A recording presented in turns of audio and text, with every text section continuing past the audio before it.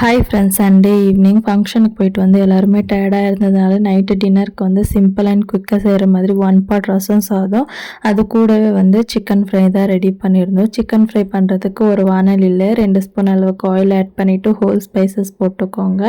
இப்போ இதில் வந்து நம்ம சாப் பண்ணி வச்சுருக்க பச்சை மிளகா, வெங்காயம், கொஞ்சமாக கருவேப்பிலை போட்டு நல்லா ஃப்ரை பண்ணிவிட்டு 2 தக்காளியுமே போட்டு நல்லா மசிஞ்சு வர வரைக்கும் ஃப்ரை பண்ணிக்கோங்க. இப்போ நம்ம வாஷ் பண்ணி வச்சுருக்க சிக்கனும் ஆட் பண்ணிவிட்டு டேஸ்ட்டுக்கு தகுந்த மாதிரி உப்பு, 1/2 ஸ்பூன் அளவுக்கு சில்லி பவுடர், 1/2 ஸ்பூன் அளவுக்கு தனியா பவுடர், 2 ஸ்பூன் அளவுக்கு சிக்கன் மசாலா இதெல்லாமே போட்டு நல்லா மிக்ஸ் பண்ணிவிட்டு அந்த சிக்கனில் இருக்கிற தண்ணியிலேயே நல்லா வெந்து வந்துடும். ஃபைனலாக ஒரு 2 முட்டையை அடித்து ஊற்றிட்டு நல்லா மிக்ஸ் பண்ணி எடுத்திங்கன்னா டேஸ்டியான சிக்கன் ஃப்ரை வந்து ரெடி ஆகிடும். ஸோ சைடில் ரச சாதமும் ரெடி ஆகிடுச்சு. மேலே கொத்தமல்லி தூவி கொஞ்சமாக நெய் போட்டு மிக்ஸ் பண்ணிட்டோன்னா டேஸ்டியான ரசம் சாதம் சிக்கன் ஃப்ரை ரெடி ஆகிடும். கண்டிப்பாக நீங்களும் இந்த காம்பினேஷன் ட்ரை பண்ணி பாருங்கள்.